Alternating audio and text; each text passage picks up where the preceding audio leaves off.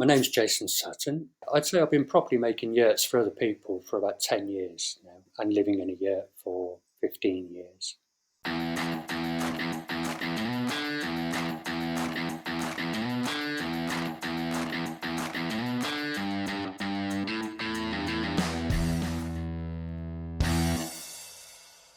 We're called Frontier Yurts, nestled away in one of the woodlands, probably a couple of hours away from London.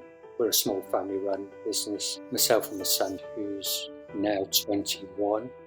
I never expected him to be working with me, and it's just lovely.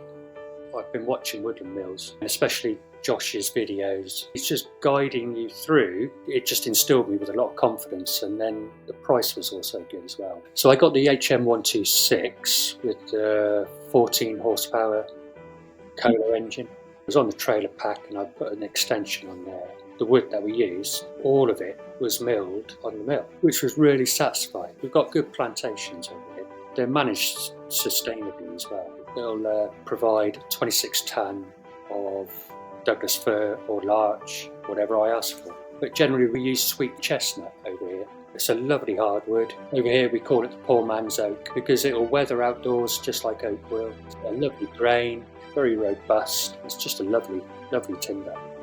When you stood inside a finished yurt, you still see all the trellis, all the roof poles, still see the ash hoop, and then the door frames as well, and the doors.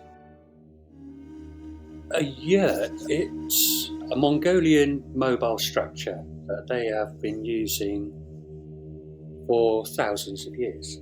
And it's generally herding families in the mountains of Mongolia. They'll have flocks of sheep or horses that they need to move 3, 4, maybe 5 times a year to different pastures.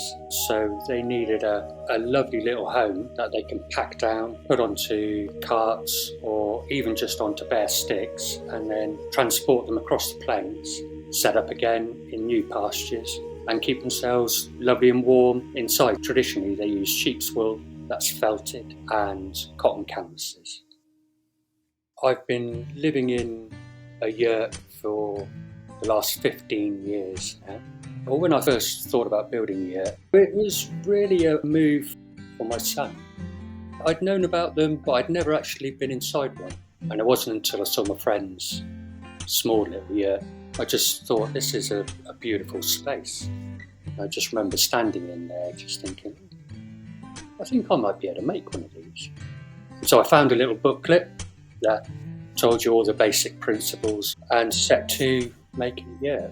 The yurt I had made, I was using a cotton canvas which greened and rotted very quickly through being in the woods. I was using natural insulations, sheep's wool or hemp, which the mice loved a bit too much.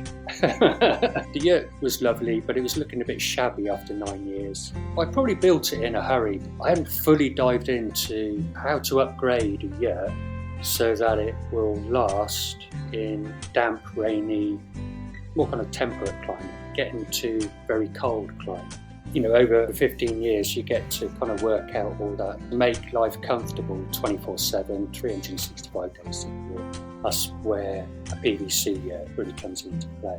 With PVC, it's a plasticized coating on top of a polyester fabric. Well, the one thing that they do is that if you've got a lot of heat, generally a lot of bodies underneath PVC canvas, all that heat condenses on the underside. That's where we've had to change the insulation that we use on the yurt. Just with using a very good 19-layer foil insulation, there's a barrier. So all the heat stays inside and all the cold stays out.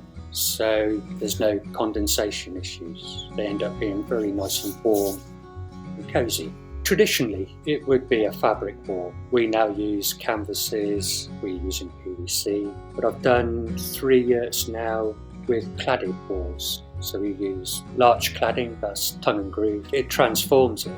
If I'm sourcing timber from elsewhere, that means I have to book in. I have to wait for them to produce it on their mill as well. That I don't have to do anymore. And to see a whole stack of larch tongue and groove that we've produced ourselves, and then to see it go up on the side of the yurt, really, really satisfying. That's why I have my own mill. Traditionally with yurts, you have two central posts that keep up the central hoop. Mongolians still use those, and a lot of manufacturers still use those. In my old yurt, we used to have two central posts, trying to plan your living area around these posts, and it was always a pain. So now we've done away with those and we have a totally clear open space. One of the biggest challenges was how to brace the roof poles without two central posts so that they don't splay out. That's naturally what they want to do. So if you put a band all the way around, steel cable is what I do as standard.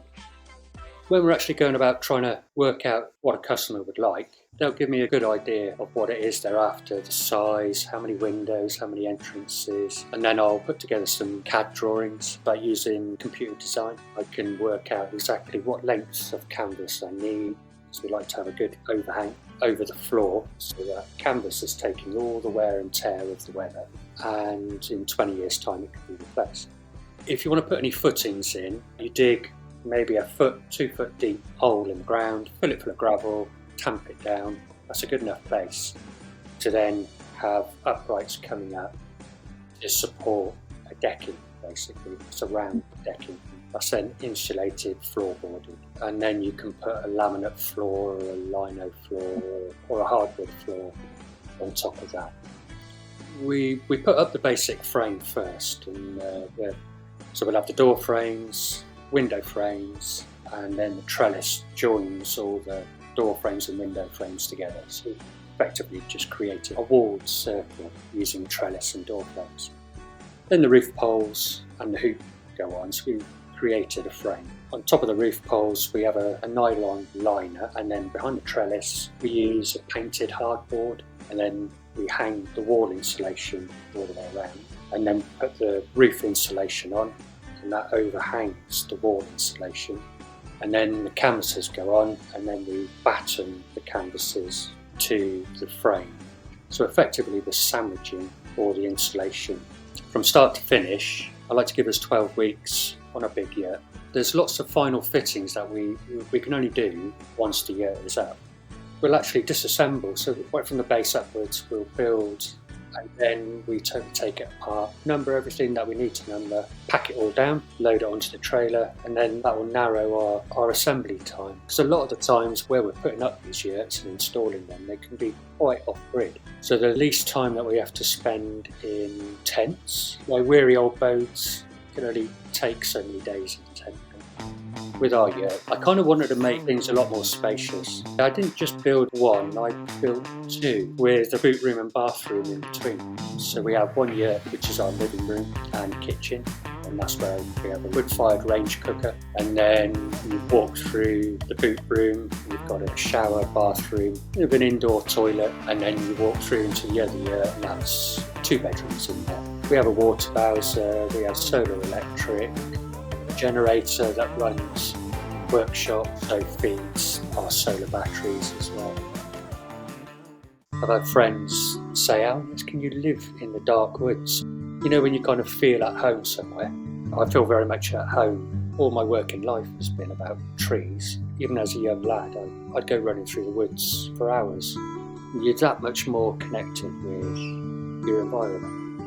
I think I've spent too long in the countryside now, living in woods, that there's no going back.